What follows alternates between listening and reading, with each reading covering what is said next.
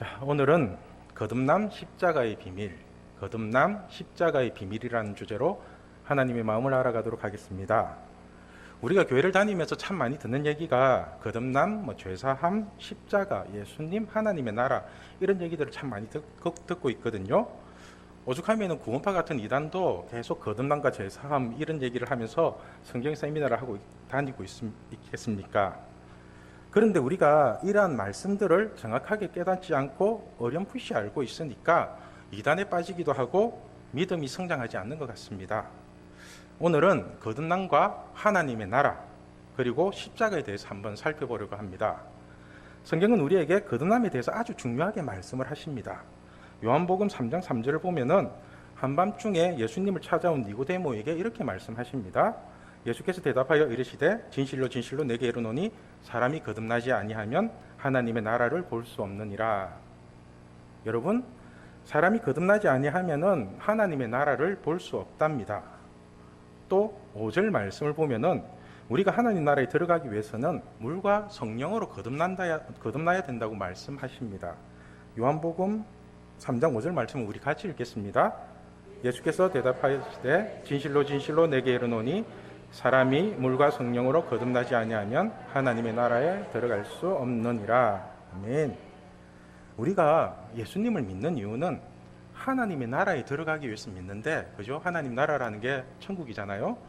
그런데 예수님을 믿는다고 해서 하나님 나라에 들어가는 것이 아니라 물과 성령으로 거듭나야지 하나님 나라에 들어갈 수 있다고 얘기를 하십니다. 그렇다면 여러분, 거듭나는 것은 뭐고 하나님 나라는 뭘까요? 거듭나는 것은 뭐고 하나님 나라? 여러분은 지금 하나님 나라에 살고 계세요? 아니면은 마귀가 지배하는 세상 나라에 살고 계세요? 지금 어디 살고 계세요? 모든 사람은 이 땅에 살면서 항상 어느 나라에 소속이 되어서 살고 있거든요. 여러분들은 지금 대한민국의 국적을 가지고 부산에 살고 계시죠? 그죠? 그래서 대한민국의 헌법이 지배를 받고 혹시라도 법을 어기게 되면은 한국법에 따라서 벌금을 내거나 감옥에 가게 됩니다. 그런데 우리가 한국에 살고 있으면서도 미국 법의 적용을 받는 경우가 있죠. 주한미군처럼 미국 국적을 가진 사람은 한국에서 사고를 쳐도 미국 법의 적용을 받기 위해서 바로 본국으로 소환해 버리잖아요. 그렇죠? 이처럼 우리가 법을 적용받는 것은 어디에 살고 있는가가 중요한 게 아니라 어느 나라의 국적을 가지고 있는가가 중요한 것입니다. 그렇죠? 그렇다면 우리가 마귀가 지배하는 이 세상에 있으면서도 하나님 나라에서 살 수 있는 방법이 있죠. 있죠. 그게 뭘까요? 그게 뭔 것 같아요? 그게 바로 우리가 하나님 나라의 국적을 가지고 있으면 되잖아요. 하나님 나라의 국적.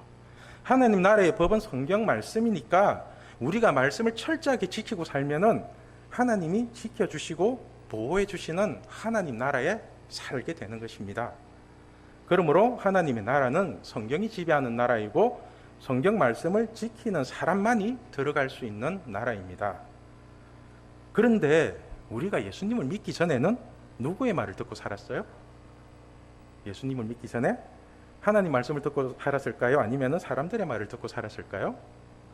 그죠? 당연히 사람들의 말을 듣고 살았겠죠. 하나님을 믿기 전이니까. 그죠? 사람들의 말이라는 게 세상의 논리잖아요. 사실 우리가 사람들의 말을 듣고 산다는 건 자기 욕심에 사로잡혀 산다는 거거든요. 그래서 겉으로 보기에는 사람들의 말을 듣는 것 같지만은 실상은 자기 욕심에 맞는 말들만 취사 선택해서 듣는 겁니다. 그래서 세상 사람들은 돈 되는 말은 좋다고 받아들이고 돈 안 되고 손해보는 말은 들은 척도 안 하고 쌩까버리고 다들 그렇게 살거든요. 그런데 이렇게 자기 욕심에 사로잡혀 살던 사람이 어느 순간 살아계신 하나님을 만나게 되면은 사람들의 말이 아닌 하나님의 말씀에 사로잡혀 살게 되거든요. 그게 바로 거듭나는 겁니다. 그게 바로 거듭나는 것. 그래서 어떤 사람이 거듭난다는 것은 이때까지 자기 욕심에 사로잡혀 살던 사람이 이제부터는 하나님의 말씀에 사로잡혀서 사는 것을 말합니다. 이렇게 거듭난 사람은 국적이 세상 나라에서 하나님 나라로 바뀌는 것입니다. 그렇다면 여러분 지금 거듭나셨습니까? 지금 여러분은 하나님의 말씀에 사로잡혀 살고 계신가요? 사실 우리가 진정으로 거듭나기 위해서는 욕심이 어떻게 생겨났는지 그 뿌리를 알아야 합니다. 욕심의 뿌리를 하나씩 하나씩 제거하다 보면은 십자가의 비밀이 풀리게 됩니다. 우리는 왜 하나님의 말씀이 아닌 다른 거에 마음을 빼앗기고 살까요? 왜 그럴까요? 오늘 본문 14절 말씀을 우리 같이 읽겠습니다. 너희가 순종하는 자식처럼 전에 알지 못하던 때에 따르던 너희 사욕을 본받지 말고. 오늘 말씀에 따르면은 우리가 다른 거에 마음을 빼앗기는 이유는 사욕 때문이랍니다. 사욕이라는 게 욕심이잖아요. 그래서 예수님을 믿기 전에는 천지도 모르고 온갖 욕심을 따라서 살았다면 이제는 순종하는 자식처럼 하나님께 효도하면서 살라는 것입니다. 그렇다면은 사람에게 욕심은 어떻게 들어왔을까요? 욕심이 창세기를 보면은 태초에 하나님이 말씀으로 천지 만물을 창조하십니다. 그리고는 하나님의 형상을 따라서 사람을 만드시고는 단 하나의 계명을 주세요. 딸랑 한 개. 그것이 바로 선악을 알게 하는 나무의 열매를 먹지 말라는 거거든요. 우리 창세기 2장 16절 17절 말씀을 같이 읽겠습니다. 여호와 하나님이 그 사람에게 명하여 이르되 각종 내가 임의로 먹되 선악을 알게 하는 나무의 열매는 먹지 말라. 내가 먹는 날에는 반드시 죽으리라 하시니라. 아멘. 자, 그러니까 태초의 에덴 동산에서는 단 하나의 율법밖에 없었습니다. 선악을 알게 하는 나무의 열매를 먹지 않는 거. 그죠?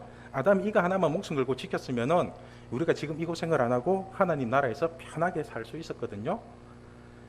그런데 시간이 지난 후에 하나님의 말씀이 아닌 다른 말이 들어오게 됩니다. 다른 말이. 형식은 하나님의 말씀과 비슷한데 그 안의 내용을 보면은 하나님의 말씀과 완전히 반대되는 뱀의 말입니다. 뱀의 언어. 뱀이 여자에게 나타나서 이렇게 말을 합니다. 창세기 3장 5절에 너희가 그것을 먹는 날에는 너희 눈이 밝아져 하나님과 같이 되어 선악을 알 줄을 하나님이 아심이니라. 한마디로 뱀의 언어는 하나님과 사람을 이간질하고 경쟁시키는 거죠. 너희가 뭐하러 하나님 밑에서 종처럼 살고 있느냐, 그냥 스스로 하나님 되어서 떵떵거리고 살지, 이렇게 얘기를 하는 거거든요. 세상은 항상 우리를 경쟁시키고 등급으로 나눕니다. 그죠? 또 오죽하면 똑같은 소에서 나온 소고기를 등급별로 나눠갖고 비싸게 팔아먹고 막 그러잖아요. 지금 우리 중고등부 학생들도 보면은 막 내신 1등급에서 9등급까지 나눠가지고 서로 경쟁을 시키거든요. 이렇게 경쟁을 시켜버리면은 절대로 하나가 될 수 없습니다. 절대로. 믿는 사람은 그냥 하나님이 주신 달란트로 살면 되는데 세상에서 주는 자꾸 등급 잘 받으러 가다 보면은 막 힘들어져요, 사는 게. 성경은 하나님이 주신 달란트로 살아가는 자녀를 착하고 충성된 종이라고 하고요. 하나님이 주신 달란트를 땅속에 묻어둔 자녀를 악하고 게으른 종이라고 합니다. 그죠? 그럼 우리 학생들에게 달란트를 찾는 게, 자기 달란트가 뭔지 찾는 게 중요하지, 자꾸만 세상 방식에 따라가지고 등급을 매기는 거 그거 하니까 자꾸 우리 애들 너무 힘들어요. 아무튼 이처럼 하나님의 말씀과 세상의 논리는 완전한 대립이에요. 대립. 만약에 이때 여자가 뱀의 말을 버리고 하나님의 말씀을 붙잡았다면은 지금 우리는 아무런 고난도 없이 하나님과 함께 하나님 나라에서 재밌게 살았을 겁니다. 이 여자가 뱀에게 이렇게 얘기를 하는 거예요. 야, 부모하고 자식은 경쟁하는 거 아니야. 그죠? 그냥 사랑하면서 서로 위로하고 그렇게 사는 거야. 이렇게 말을 한다든지, 아니면 이 정도 말할 머리가 안 되면은 그냥 하나님께 일러 바치면 되잖아요. 하나님께. 하나님, 뱀이 자꾸 선악과를 먹으라고 그래요. 그죠? 나 지금 다이어트 중인데 먹으면 살찌는데. 그죠? 자식은 아빠한테 그렇게 얘기할 수 있잖아요. 그러면은 하나님이 알아서 다 해주셨다고요. 오늘 저녁은 뱀탕 먹자 이러든지 뭐 어떻게 하든지 어떻게 하나님 처리를 하셨을 거 아니에요. 그런데 이 어리석은 여자는 뱀의 말을 듣고 자기 나름대로 잔머리를 굴립니다. 보암직도 하고 먹음직도 하고 지혜롭고 할망 탐스럽기도 하고, 그죠? 그러고는 선악과를 낼름 먹어버려요. 그리고는 그 맛없는 선악과를 자기만 먹는 게 아니라 아담에게도 줍니다. 아담에게도. 그런데 이 바보 같은 아담도 하나님의 말씀을 기억하고 죽으려면 네 혼자 죽어, 그죠? 이러면서 안 먹으면 되는데 여자가 준다고 좋다고 낼름 받아 먹습니다. 남자가 이러고 삽니다. 안 먹으면 잔소리 엄청 들으니까. 그죠? 그러니까 여자는 하나님의 말씀을 버리고 뱀의 말에 붙었고, 남자는 뱀에게 붙은 그 여자에게 붙었고. 그죠? 사람이 어떤 식으로 속아 넘어가는지 한번 잘 생각해 보십시오. 그냥 한 방에 이렇게 속아 넘어가는 거 아니에요. 차근차근 단계 밟고 넘어가거든요. 제가 우리 중고등부 학생들에게 술 먹지 마라, 담배 피지 마라고 얘기를 하면은 꼭 이런 친구들이 있어요. 전도사님 누가 그러던데요, 뭐 술 한 잔, 두 잔 정도는 먹어도 괜찮다고 하던데 또 그러고 뭐 성경에는 담배 피지 말라는 얘기 없잖아요, 뭐 이러면서 덤비거든요. 사실 이런 식으로 얘기한다는 것 자체가 내 말을 버리고 자기 이익에 맞는 사람, 다른 말을 따라서 살겠다는 거죠. 그죠? 아무튼 이렇게 선악과를 먹은 사람은 이때부터 하나님과 뱀의 말 사이에서 어느 한쪽을 선택해야 하는 갈등 속에서 살아가게 됩니다. 그런데 문제가 뭐냐면은 이렇게 마귀의 말에 한번 속은 사람은 끊임없이 마귀의 말을 선택하고 산다는 거예요. 끊임없이 자기 욕심을 선택하고 살아요. 이것을 다른 말로 하면은 하나님의 말씀이 아닌 자기 욕심에 사로잡혀 산다는 것입니다. 자기 욕심에 사로잡혀서. 그래서 창세기 6장을 보면은 노아의 홍수 사건이 나오는데 태초에 하나님이 사람을 만드시고 그렇게 기뻐하셨던 하나님이 사람 지으셨음을 한탄하는 장면이 기록되어 있습니다. 우리 창세기 6장 5절 6절 말씀을 같이 읽겠습니다. 여호와께서 사람의 죄악이 세상에 가득함과 그의 마음으로 생각하는 모든 계획이 항상 악할 뿐임을 보시고 땅 위에 사람 지으셨음을 한탄하사 마음에 근심하시고. 하나님이 사람이 마음으로 생각하던 모든 계획이 항상 악할 뿐임을 보시고 땅 위에 사람 지으셨음을 한탄하셨답니다. 우리 하나님 참 불쌍하죠? 그러니까 뱀의 말을 듣고 선악과를 먹은 사람은 하나님께 돌아오기보다는 말씀을 버리고 갈 때까지 간다는 것입니다. 갈 때까지. 그래서 바벨탑까지 쌓잖아요. 이런 사람들을 하나님은 다시 말씀으로 돌이키기 위해서 별의별 방법을 다 사용하십니다. 별의별 방법들을. 그래서 홍수도 일으키시고 유황불로 멸하기도 하시고 아브라함 같은 믿음의 조상을 세우기도 하시고 모세와 같은 선지자를 보내기도 하시고, 하여튼 하나님이 하실 수 있는 모든 방법을 동원해서 하나님의 말씀으로 돌아오기를 원하고 계셨습니다. 그래도 끝까지 돌이키지 않자 마지막으로 선택하신 방법이 바로 예수님입니다. 예수님. 그래서 구약의 맨 마지막인 성경인 말라기 4장 6절 말씀이 이렇게 말씀합니다. 우리 같이 읽겠습니다. 그가 아버지의 마음을 자녀에게로 돌이키게 하고 자녀들의 마음을 그들의 아버지에게로 돌이키게 하리라. 돌이키지 아니하면 두렵건대 내가 와서 저주로 그 땅을 칠까 하노라.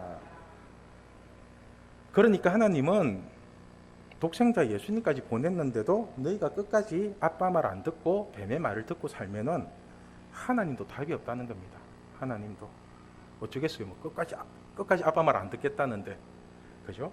그래서 구약을 한마디로 요약하면은 뱀의 말을 듣고 자기 욕심에 사로잡혀 사는 사람들을 구원하기 위한 하나님의 사랑 이야기고요. 그리고 신약은 세상 논리에 사로잡혀 사는 사람도 십자가를 통해서 하나님의 말씀에 사로잡혀 살 수 있다고 직접 보여주신 예수님의 사랑 이야기입니다. 여러분, 우리가 말씀을 버린다는 것은 그 말을 한 사람까지도 버린다는 의미가 들어 있습니다. 그죠? 그래서 태초에 아담과 하와가 하나님의 말씀을 버렸을 때 그 좋던 하나님과의 관계가 다 깨져 버리잖아요. 그죠?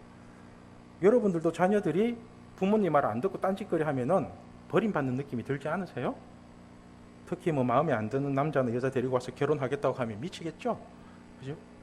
이렇게 말씀을 버린 사람들이 다시 하나님께로 돌아와서 그 말씀을 붙잡고 산다는 것은 결코 쉬운 일이 아닙니다. 한번 생각해 보세요. 사람이 거듭나는 게 쉬울 것 같으면은 교회에 가라지가 있으면 안 되죠? 그죠? 오죽하면 목사 중에서도 거듭나지 않은 싹분이 있다고 그렇게 말씀하시겠어요? 제가 느끼기에 사람이 거듭나는 과정은 세 가지 단계가 있는 것 같습니다. 세 가지 단계. 첫 번째 단계는 자기 욕심에 사로잡혀 사는 시기고요. 두 번째 단계는 하나님과 재물을 겸하여 섬기는 시기고요. 세 번째 단계는 오직 말씀에 사로잡혀서 사는 시기인 것 같아요. 어쩌면 교회에 오시는 모든 사람들이 자기 욕심에 사로잡혀서 교회를 오게 되는 것 같습니다. 누가 처음부터 예수 잘 믿겠다고 교회를 찾겠습니까? 그죠? 문제가 있고 아픔이 있고 다른 목적이 있으니까 교회를 찾게 되잖아요. 한마디로 뭐 돈이라든지 아니면 다른 것들을 채우기 위해서 교회를 찾는 경우가 대부분인 것 같습니다. 제가 배달일을 하면서 만난 사람 중에 40대 후반인데 아직 싱글인 사람이 있어요. 돈도 제법 있고 얼굴도 괜찮고 뭐 성격도 괜찮은 사람 같은데 아직 장가를 못 갔습니다. 물론 교회는 안 다니고요. 그런데 이 친구가 한 번은 교회에는 괜찮은 자매가 많이 있냐는 겁니다. 그래서 그러면서 한다는 말이 교회에는 착한 여자가 많다는데 자기도 교회 다니면 결혼할 수 있냐고 묻더라고요. 그래서 제가 한마디 했죠. 교회는 그딴 생각 가지고 오는 데 아니라고. 교회는 예수 믿으러 오는 곳이지 뭐 결혼하거나 돈 벌러 오는 데가 아니라고 그랬거든요. 그런데 저 역시도 처음엔 내 욕심을 채우기 위해서 교회를 찾았던 것 같아요. 30년 동안 예수 안 믿고 살다가 세상에서 되는 게 없으니까 예수라도 믿어서 내 욕심을 채우고자 교회를 찾았지, 뭐 처음부터 예수 잘 믿겠다고 교회를 찾은 거는 절대로 아니거든요. 이런 목적으로 교회를 찾았던 제가 살아계신 하나님을 만나고 난 뒤에 생각이 바뀌었어요. 그때 들었던 생각이 뭐냐면은 30년 동안 내 욕심을 채우기 위해서 살았다면은 이제 이것을 멈추는데 못해도 한 3년은 걸리겠다는 생각이 들더라고요. 그죠? 관성의 법칙이라는 것이 있듯이 한 30년 동안 세상의 논리로 살았으면은 그 죄를 멈추고 이제 착하게 살려고 하는데 한 3년 정도 걸리지 않겠어요? 그래서 3년 동안 죄 안 짓고 착하게 살려고 무진장하게 노력을 했습니다. 엄청나게 노력을 했어요. 그런데 놀라운 사실은 그렇게 3년이면은 멈출 줄 알았던 죄의 관성이 이제는 다른 형태로 나타나는 겁니다. 다른 형태로. 그것이 바로 두 번째 단계인 하나님과 재물을 겸하여 섬기는 단계였어요. 마태복음 6장 24절을 보면은 여러분들도 다 아는 말씀이죠. 우리 같이 읽겠습니다. 한 사람이 두 주인을 섬기지 못할 것이니 혹 이를 미워하고 저를 사랑하거나 혹 이를 중히 여기고 저를 경히 여김이라. 너희가 하나님과 재물을 겸하여 섬기지 못하느니라. 예수님은 하나님과 재물을 겸하여 섬길 수 없다고 하는데 저는 끊임없이 하나님과 재물을 겸하여 섬기고 싶더라고요. 사실 여러분들도 돈을 주시는 하나님이 좋지 십자가를 주시는 하나님이 좋아요? 그죠? 그것도 돈을 듬뿍듬뿍 주는 하나님이 좋지? 그죠? 그런 아빠 하나님이 최고지? 십자가를 지고 나를 쫓으라는 그런 하나님이 뭐가 좋아요? 그런데 마가복음 8장 34절을 보면은 우리가 예수님을 따르는 조건 중에 하나가 자기 십자가를 지고 따르는 거거든요. 무리와 제자들을 불러 이르시되 누구든지 나를 따라오려거든 자기를 부인하고 자기 십자가를 지고 나를 따를 것이니라. 그러니까 예수님은 자꾸만 자기 십자가를 지고 나를 따르라고 하는데, 그런데 제 입장에서는 십자가는 너무너무 싫고 말씀에서 오는 이익만 따박따박 챙기고 싶은 거예요. 그러니까 끊임없이 하나님과 재물을 겸하여 섬겼던 거죠. 그러다가 어느 순간 십자가가 무엇인지 풀려버린 거예요. 십자가가. 저는 끝까지 잔머리 굴리면서 하나님 등골 빨아먹겠다고 빨대 잘 꽂고 잘 빨아먹고 있는데, 그런데 어느 날 기도하다가 십자가가 풀려버린 겁니다. 사람들은 십자가를 너무 어렵고 추상적으로 설명을 하는데 제가 여러분이 이해하기 쉽도록 가장 쉽고 단순하게 한번 설명을 해드릴게요. 요한복음 1장 1절을 보면은 말씀이 곧 하나님이라고 얘기를 하거든요. 1절 말씀 우리 같이 읽겠습니다. 태초에 말씀이 계시니라. 이 말씀이 하나님과 함께 계셨으니 이 말씀은 곧 하나님이시니라. 자, 여기에서 알 수 있듯이 말씀 이퀄 하나님이거든요. 말씀 이퀄 하나님. 그죠? 그렇다면은 이 성경 말씀 전체를 하나님이라고 칩시다. 이 성경 말씀을. 모든 성경은 하나님이 감동으로 된 것이니까 성경 자체가 하나님 맞죠? 그럼 십자가가 뭐냐면은 이 말씀 한 구절 한 구절이 십자가가 되는 거예요. 1장 1절부터 그 다음에 계시록 마지막 절까지 그 한 절 한 절 한 절이 다 십자가가 되는 거예요. 여러분, 십자가 하면은 가장 먼저 떠오르는 게 뭐예요? 십자가 하면은 십자가의 고난이죠. 고난. 그래서 우리가 고난 주간에 되면은 성금요일에 이제 패션 오브 크라이스트 이거 장면 털어놓고 십자가의 고난을 묵상하잖아요. 그렇다면 왜 십자가는 고난일까요? 십자가는? 여러분, 고난은 뭐예요? 고난은? 그럼 비슷한 말로 고생은 뭘까요? 고생은? 와, 니 참 고생한다 이 말을 하는데 니 참 고난한다 이 말은 없죠? 한 번은 제가 기도하면서 하나님께 고난이 뭔지 고생이 뭔지를 물어봤어요. 아빠, 고난이 뭐예요? 고생은 뭐예요? 이렇게 물었거든요. 고난이 뭐냐고 물으니까 하나님이 말씀하시기를 아빠에게 오는 모든 길이 고난이래요.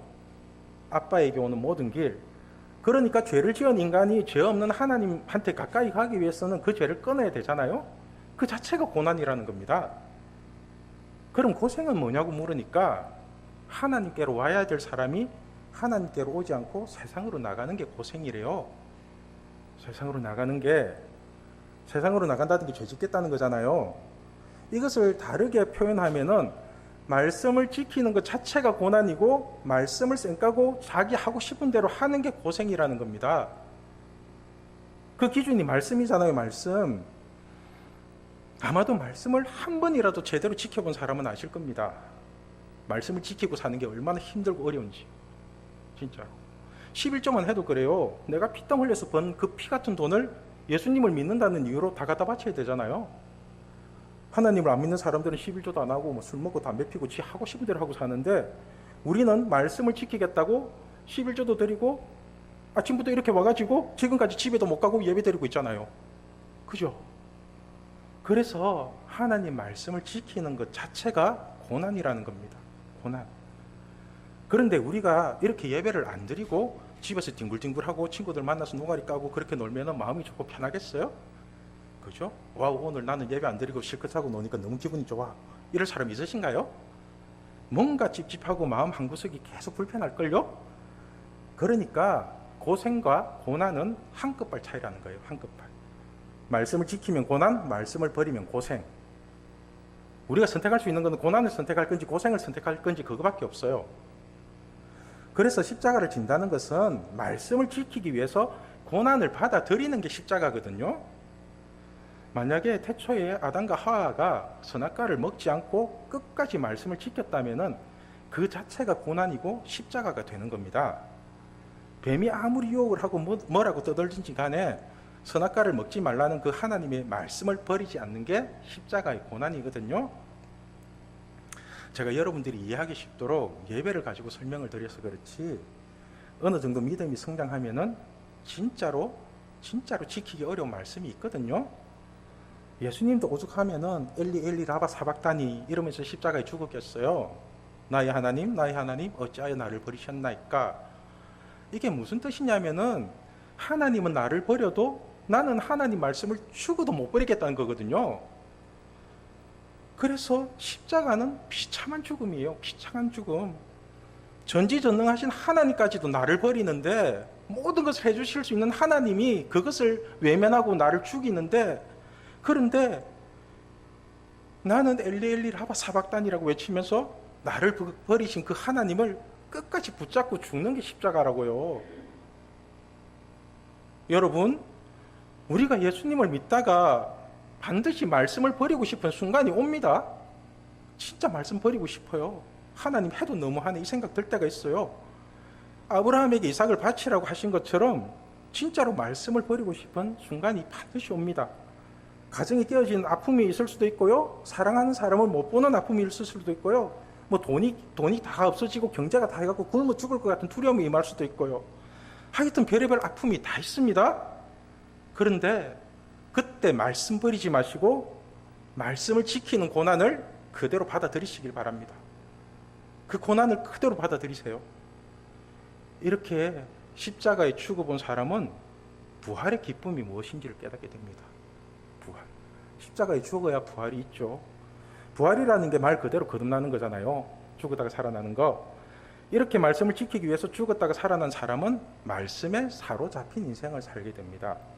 그래서 거듭난 사람은 오직 하나님의 말씀에 사로잡혀 살게 되는 것입니다. 오늘 말씀의 제목이 거듭남 십자가의 비밀입니다.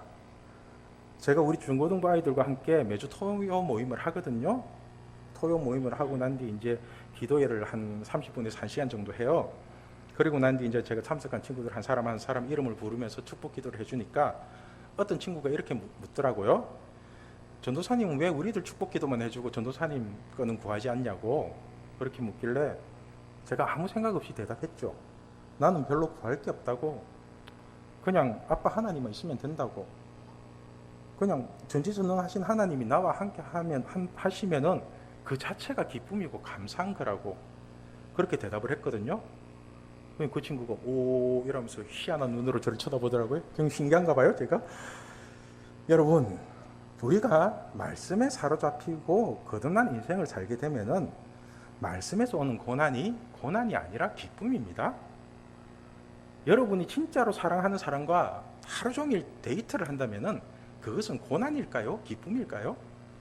같이 밥 먹고 같이 영화 보고 같이 카페도 가고 그렇게 쉬지도 못하고 하루 종일 같이 돌아다니는데 이것이 고난이라고 느껴진다면은 여러분은 아직까지 진정한 사랑을 만나지 못한 것입니다. 가끔씩 가기 싫은 등산을 함께 가자고 하고 또 하기 싫은 일을 함께 하자고 할지라도 사랑하는 사람과 함께 하는 것 자체가 좋은 거잖아요. 그 자체가 어떤 행위를 하는 게 아니라 같이 있는 것. 마찬가지로 우리가 거듭난다는 것은 말씀을 지키는 것이 고난인 것 같지만은 고난이 아닌 하나님과 함께하는 기쁨으로 다가온다는 것입니다. 이것이 진정으로 거듭나는 것입니다. 그래서 거듭난 사도 바울이 계속 기뻐하라, 기뻐하라, 기뻐하라. 오죽하면 감옥에 가서도 기뻐하라 그렇게 얘기를 하잖아요. 오늘 말씀 23절을 보면은 거듭난다는 것이 무엇인지에 대해서 정의를 이렇게 내립니다. 우리 같이 읽겠습니다. 너희가 거듭난 것은 썩어질 씨로 된 것이 아니요 썩지 아니할 씨로 된 것이니 살아있고 항상 있는 하나님의 말씀으로 되었느니라.